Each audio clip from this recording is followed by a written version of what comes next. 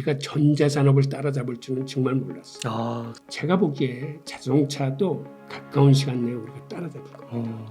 야, 앞으로는 이게 좀 더 우리한테 긍정적인 방향으로 변화될 가능성이 있습니다. 미국 정부도 이제는 인지를 하는 거야.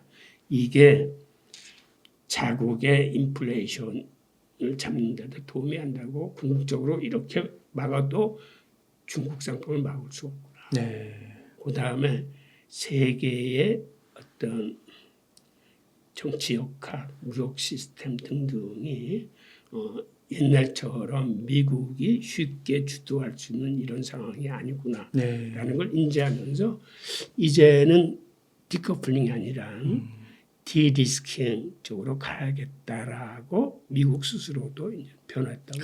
그렇군요. 그러니까 이게 그러니까 현실이 그렇게 되니까 그렇게 갈 수밖에 없는 거군요. 이게 중국 의존도가 그렇게 많이 높아지니까요. 예. 실용주의 노선을 택하기 위해서. 그러면은 이렇게 디리스킹 얘기가 나오면 이게 이제 중국 경제에 조금 긍정적으로 작용할 수 있는 것인지. 왜냐하면 요즘에 또 보니까 중국에 막 디플레이션 위기 나오고 경기 부양책을 써야 되겠다 뭐 이런 얘기가 나오는데 이런 디리스킹 흐름이 있으면 그러면 좀 예전처럼 또 세계 무역이 좀 활발하게 되면서 중국 경제도 살아날 수 있는 게 아닌가 뭐 이렇게 생각도 드는데 여기는 어떠신가요?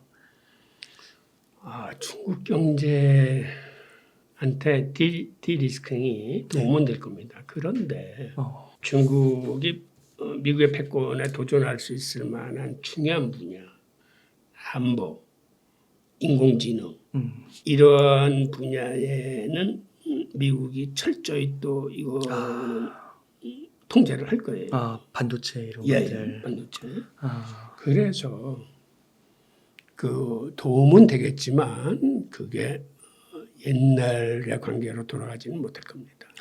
그런데 문제는 중국의 문제는 지금 사실은 내부 문제예요. 내부. 그 내부 문제가 지금 리오프닝을 하겠다는데 보면은 전혀 기대에 미치지 맞아요. 못하거든요. 그 과정을 보면 중국은 팬데믹 때 다른 서구 국가들과 달리 돈을 풀지 않았어요. 그러다 보니까 지금 인플레이션이 없어. 한마디로 지금 오히려 디플레이션을 걱정할 정도로 인플레이션이 막 0%대에서 나와서 자칫 잘못하면 지금 디플레이션으로 들어갈 위험이 있어요. 그리고 실제로 중국의 그 생산자 물가 지수나 이런 거는 이미 마이너스 쪽으로 돌아섰습니다. 그러니까 이게 소비자 물가 지수의 어떤 선행 지표 역할을 하는데 즉 이 얘기는 머지않아서 중국의 소비자 물가 지수는 디플레이션으로 들어갈 공산이 크다는 걸 의미하거든요. 네. 그러면 어떻게든지 디플레이션을 막기 위해서 경기를 부양해야 되는데 경기를 부양시키는 건 잘 아시겠지만 통화정책하고 재정정책이 있는데 중국은 인플레이션이 없다 보니까 재정정책에 여력이 있어요.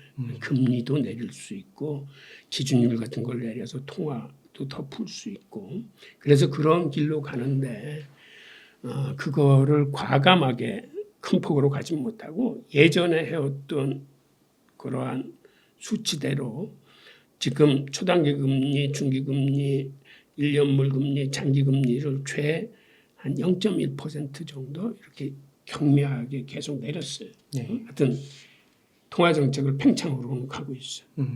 그런데 그렇게 해가지고선 지금 내수 경기가 살아나지 않고 있습니다. 그 이유 중에 하나가 내수 경기에서 가장 중요한 게 부동산 경기인데 부동산 경기가 중국의 GDP의 거의 한 30%를 차지하는데 부동산 경기에 근원적인 문제가 있어요.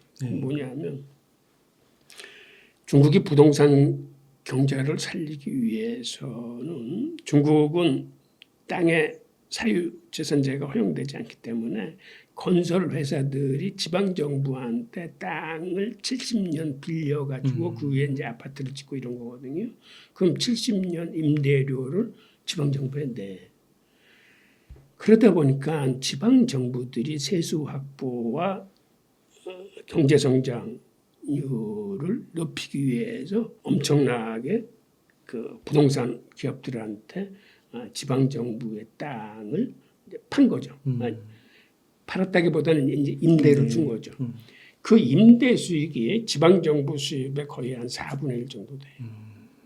그리고 중국은 지방 정부를 평가할 적에 얼마나 경제 성장률을 높였냐, 얼마나 고용을 많이 했느냐 이런 지표들을 가지고 그 성적표를 짜냅니다. 그러다 보니까 각 지방 정부가 앞다퉈서 이런 부동산 같은 거와 인프라 투자에 앞장을 선 거예요. 그런데 이제는 그러니까 미래의 성장을 미리 땡겨다 쓴 거예요, 중국이. 그런데 이제는 부동산 쪽에 이걸 너무 하다 보니까 자그마치 빈집만 1억이 되는 거거든. 그러면 이게 어느 정도 소진될 때까지는 부동산 경기를 더 이상 촉진시키지 못하는 거죠. 네. 그러다 보니까 지방정부의 부채 문제가 노골화되고 지방정부의 세수가 줄어들면서 이런 문제들의 누적을 중앙정부가 이제 어떻게 해결해야 할지 이제 이런 문제에 봉착하게 되는데 통계상으로는 지방정부 부채가 그렇게 많지 않습니다. 그런데 지방정부가 갖고 있는 산하기관의 인프라 투자기관들이 있어요. 그건 지방정부가 하는 사업하고 다름없는 건데 이 지방 공기업의 부채 수준이 굉장히 높아요. 이게 지방정부 부채에선 빠져 있는데 이거를 통합시키면 지금 지방정부 부채가 굉장히 많아요. 네.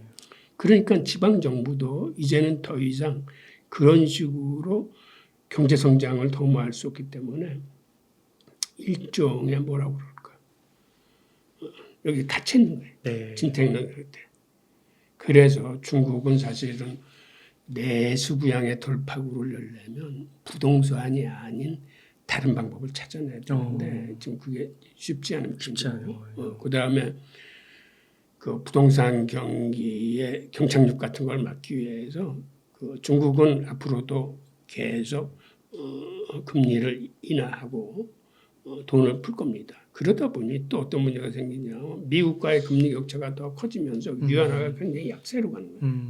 위안화가 약세로 가면 수출 증가 효과는 있는데 자본 유출 문제가 생기면서 돈이 빠져나가고 하니까 중국이 환율 방어를 해야 돼. 그래서 저번에 7.25 위안 넘어섰을 때 이제 환율 방어를 했거든요. 환율 방어를 한다는 얘기는 자기들의 외환 보유고에서 갖고 있는 미국 부채를 팔아서 달러를 마련한 다음에 그 달러로 외환 시장에서 자국 통화를 사들이는 거거든요. 그런데 만약 중국이나 일본이 또 몇 년 전처럼 이렇게 미국 국채를 팔아 제끼면 미국으로서도 이게 큰 타격이야. 그러지 않아도 국제 시장에 장기 국채 수요가 없어가지고 이게 불안한데 중국이나 일본이 국채를 팔면 문제가 되기 때문에 저는 이번에 제니 옐런이 중국을 급히 방문한 이유 중에 하나는 아마 그러한 요인도 있을 거예요. 중국이 갖고 있는 미국의 장기 국채 받지 말라. 대신에 미국이 그에 상응하는 뭐 국채를 담보로 받고 달러를 대출해 주든가 아니면 통화 사업을 하든가 어떻게 해서든지 지금은 중국이나 일본의 미국채가 시장에 흘러나오지 못하도록 미국 재무부는 그거를 막지 않았나 하는 생각이 듭니다. 그렇군요. 그럼 만약에 그 미국 국채가 시장에 더 나오게 되면 어떤 문제가 발생되는 거예요? 문제가 많죠. 지금 이렇게 장단기 금리 역전이 더 심화되는 이유 중에 하나가 그건데 지금 미국 장기 국채의 가장 큰 손인 세계 각국의 중앙은행들이 옛날처럼 그렇게 미국 국채를 사지 않고 있습니다. 그러니까 미국 정부는 지금 국채를 엄청나게 발행하는데 가장 큰 손들이 안 사요. 게다가 두 번째 큰 손인 연준조차도 지금 긴축을 하느라고 이 미국 국채를 사줄 상황이 아니에요. 그리고 아시다시피 해외 연금이나 펀드나 미국의 대형 은행들이 이 장기 국채 갖고 있다가 이 가격이 하락하는 통에 지금 실리콘밸리 같은 그런 사태를 맞았잖아요. 그러니까 이쪽도 앞으로 금리 인상이 더 된다는 얘기는 장기국채 가격이 떨어진다는 얘기인데 떨어질 자산을 살 리가 없는 거죠. 그러다 보니까 수요가 없어요. 공급은 나오는데. 그래서 미국 정부는 지금 어떤 정책을 택하냐면 장기국채가 시장에서 잘 안 팔리니까 단기국채 위주로 지금 발행을 하고 있습니다. 단기국채라는 게 1개월물, 44일물, 3개월물, 길어야 6개월물이에요. 그러니까 이거를 계속 발행해서 지금 미국이라는 나라 살림을 꾸려가고 있거든. 한마디로 얘기하면 급전을 돌려서 나라 살림을 하는 거예요. IMF 때랑 비슷한 거네요. 그리고 우선 작년 계획만 하더라도 미국 정부가 발표할 적에 시장에서 맥히는 단기 채권을 한 60% 정도 발행하고 중장기 채권을 한 40% 발행하겠다는데 이게 벌써 작년 얘기야. 네. 지금 올해는 그 비중이 어느 정도 바뀌었는지는 모르겠지만 지금도 대부분 단기 국채 위주로 발행을 해요.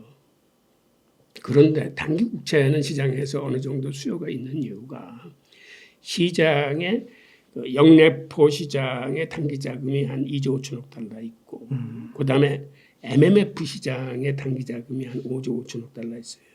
그러니까 이거는 어느 정도 시장에서 소화가 돼. 네. 근데 장기 국채 쪽은 수요가 없기 때문에 미국이 인위적으로 팍 줄여놓은 거예요. 공급량을. 그래서 10년물 국채가 더 이상 떨어지지 않도록 공급을 줄였기 때문에 어떻게 보면 이게 인위적인 개입이에요. 그래서 이렇게 인위적인 개입에서 금리를 관리할 수뿐이 없는 처지가 사실은 어떻게 보면 이게 위험한 거예요.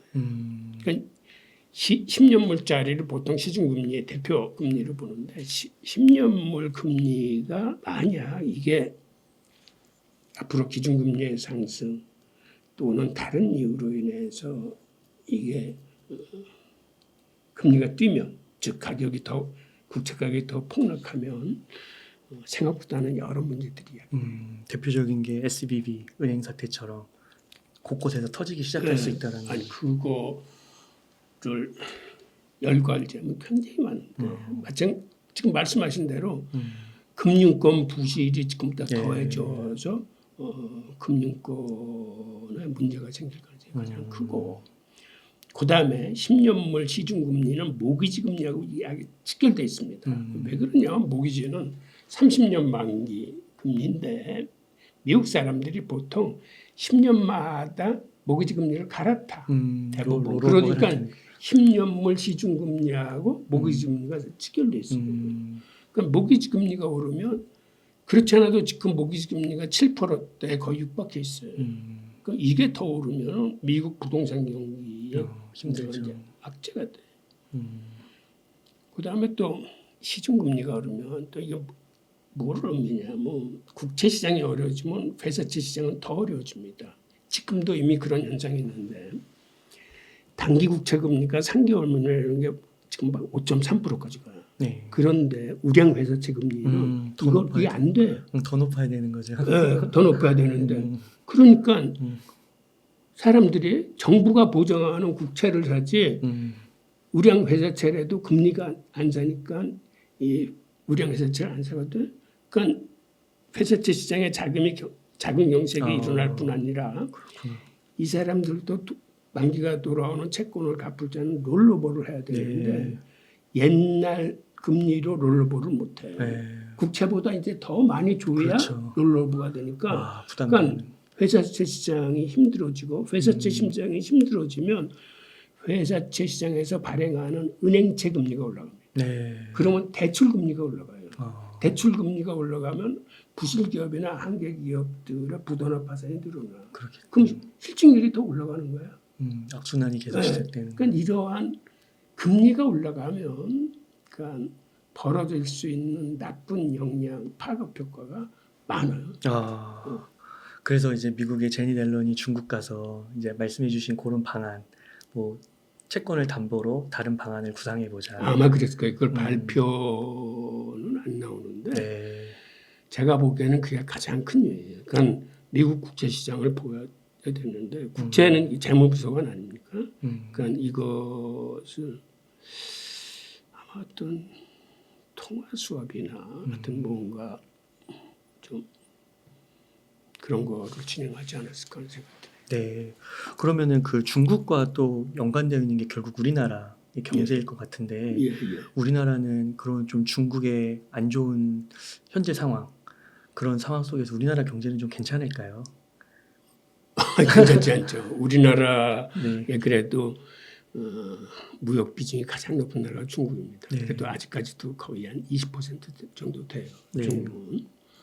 그 중국과 홍콩을 합치면 예전에는 거의 30% 육박할 정도로 컸는데 지금은 많이 줄어서 20% 정도 되는데 굉장히 큰 거죠. 그러니까 중국 경제가 안 좋으면은 우리 경제는 이제 직격탄을 맞는 거고 네. 또 하나는 우리의 원화 환율이 중국의 위안화 환율하고 연동돼 있습니다. 네.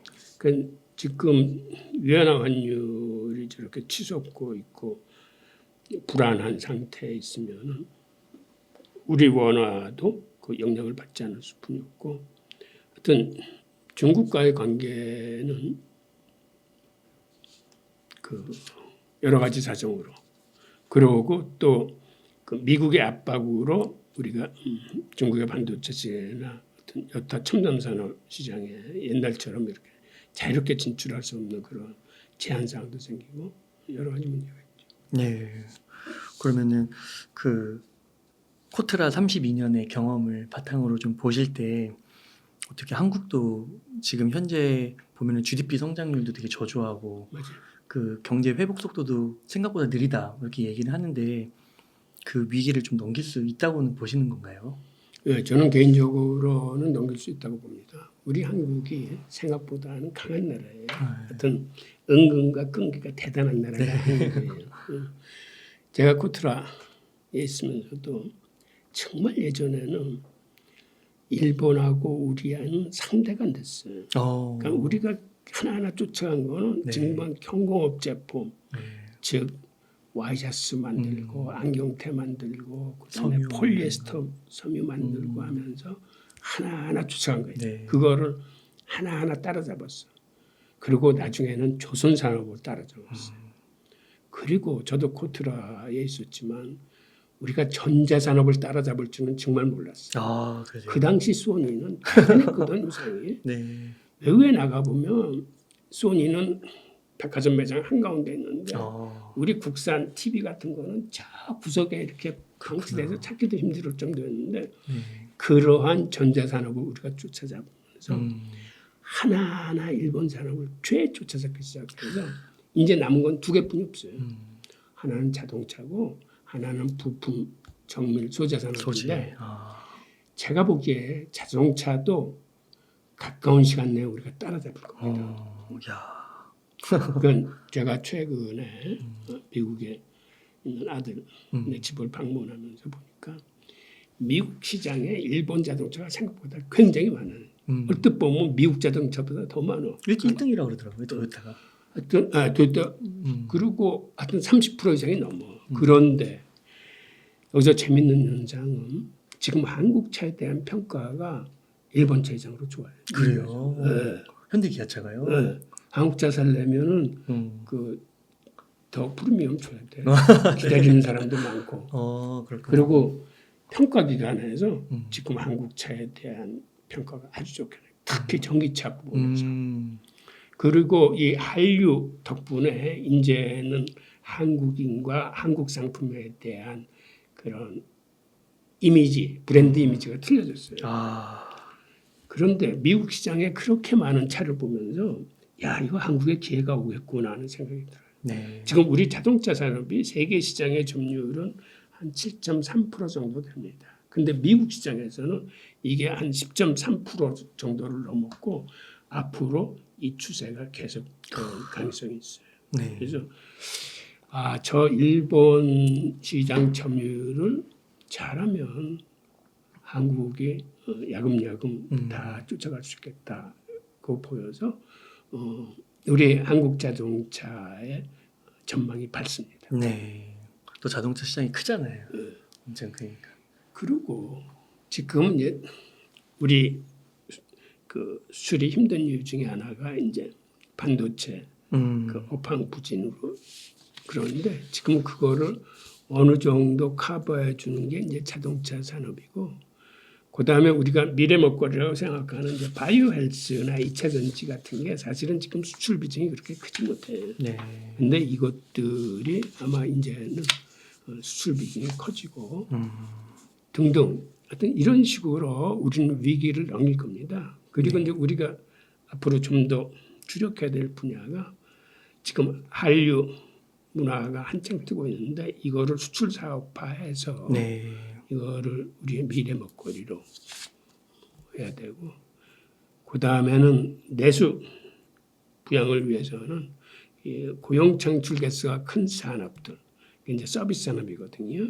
그래서 이 관광 산업과 마이스 산업 연계 사업이라거나 그 다음에 우리가 강한 의료를 접목시켜서 의료 관광 사업을 활성화시킨다거나 그 다음에 그 앞으로 세계적인 추세가 될 수 있는 노인 요양 산업 같은 것을 이걸 전략적인 산업으로 좀 육성해야 될 필요가 있을 것 같습니다. 그러니까 자동차, 바이오헬스, 2차 전지, 한류, 케이팝, 뭐 고용 창출 개수가 높은 서비스 산업 이런 부분에서 볼 때 우리나라의 미래가 딱 긍정적이다, 네, 희망적이다. 네. 와, 그렇군요. 그럼 교수님 반도체를 좀 여쭙고 싶은데 네. 그 미중 갈등으로 인해서 좀 조정받는 이 반도체 산업이 오히려 좀 기회가 될 수 있다라고 얘기도 하는데 어떻게 보시나요? 저도 거기에는 이제 동의를 하는데요. 네. 지금 반도체 그 분석 기관 같은 데서도 이번 하반기에 저점을 통과해서 이제 업황이 좋아지고 가격이 오르면서 재고도 이제 소진될 거라고 보고 있거든요. 네. 저도 이제 그러기를 바라고 또 하나는 최근에 인공지능 기술하고 챗 GPT가 막 뜨고 있지 않습니까? 네. 그래서 이제 GPU 가격이 그렇게 맞아요. 많이 오르고 그래서 지금은 GPU나 CPU 같은 그 시스템 반도체 쪽이 강하고 실제로 세계 반도체 업계를 주도하고 있는 건 이런 시스템 반도체인데 그 비중을 보면은 지금 시스템 반도체가 한 7이라면은 메모리 반도체 쪽이 한 3 정도 되는 것 같은데 다행히 메모리 반도체의 최대 강국은 한국입니다. 네. 그래서 근데 여태까지는 어떤 시각이 있었냐면 이 시스템 반도체는 이건 아주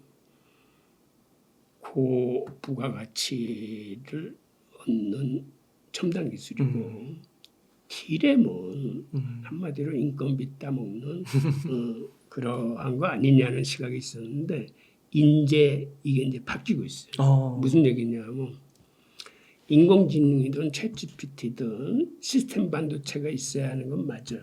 그런데 이런 걸 하기 위해서는 막대한 데이터가 필요한데 그 막대한 데이터를 저장할 수 있는 클라우드 산업이나 데이터 센터에는 또 꼭 필요한 게 이 메모리 반도체.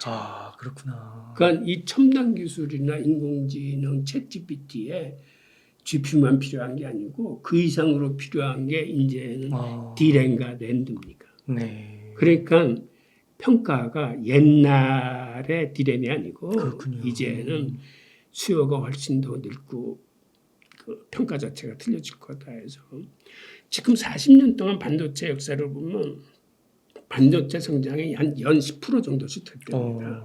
근데 앞으로는 이 성장률이 더 높아질 거예요. 그래요? 네. 그럼 반도체는 이 인공지능 기술과 뭐 자율주행 뭐 이런 게 나오면서 이제 성장 산업이에요. 그래서 이 반도체 가격이 4년 주기로 이렇게 등락을 거듭했는데 앞으로는 이게 좀 더 우리한테는 긍정적인 방향으로 변화될 가능성이. 와, 그러니까 이게 메모리 산업이 이제 성숙 산업에서 또 한 단계 약간 성장 산업으로 변모하는 거네요. 그럼 교수님 그 중국이 좀 다시 경제 보복카드로 뭐 한국을 압박하거나 막 이런 거는 없을까요? 없다고 단언하기는 힘들지만 네. 우리 한국을 그렇게 쉽게 압박하지 못할 겁니다. 왜 그래요? 그러냐면 중국은 지금 가장 필요로 하는 게 반도체야. 이게 산업의 쌀인데 그래도 반도체를 공급할 수 있는 가장 여력 있는 나라가 한국이에요. 네. 그러니까 말로는 겁을 주겠지만 음. 옛날처럼 한국을 패해서 지네들이 이룰 게 없어요. 음. 그런 의미에서 우리도 이제는 중국이나 미국에 좀 당당할 필요성이 있어요. 그래요. 그 반도체는 중국만 필요로 한 게 아니라 어. 미국도 필요해요. 야, 그렇구나. 그리고 뭐 미국이 뭐 중국이 마이크론 제재하면 그 빈자리에 한국 반도체 들어가지 마라 뭐 이렇게 뭐 하는 모양인데 그것도 일종의 웃기는 소리인 게 뭐냐면 마이크론 자체가 이렇게 중국으로부터 핍박을 당하고 제재를 당하는데도 마이크론조차 시안에 8천억 달러를 추가 투자하겠다고 발표했어요. 어쩔 수 없는 거군요. 네. 그런데 자기 나라 기업은 컨트롤 못하면서 우리 보고 중국에 더 투자하지 말라고 하는 건 말이 안 되는 거죠. 네. 그리고 미국 기업들이 이제 정부 말 잘 안 들어. 음. 그러니까 그래서 미국 기업들이 디커플링하지 말자는 거예요. 어. 통상화 경제는 이거 정부 이제 간섭하지 마라. 네. 그러니까 결국은 우리는 미국이 그렇게 강하게 디커플링으로 보니까 앞에 서서 오히려 대만 문제도 거론하면서 중국과 막 싸우고 뒤를 돌아다 보니까 이제는 미국과 중국이 악수하는 형국이 된 거예요. 그러니까 우리만 벌쭘해진 거예요. 근데 이렇게 하는 게 전략상이나 그다음에 경제 즉 정경 분리에 의한 실용주의 노선을 지금 세계 각국이 대부분 취하고 있거든. 네. 그러니까 우리도 그런 거를 주장해서 철저하게 우리 통상이나 경제 위주로 전략을 다시 짜야 돼. 저는 그렇게 봐요. 좀 당당할 필요가 있는 예, 거네요. 예. 그렇게 해도 되는 거고. 예. 그렇군요. 그러면 교수님 혹시나 최악의 상황에 미국과 중국 간에 막 전쟁이 발생하거나 그런 가능성을 좀 어느 정도로 보시나요?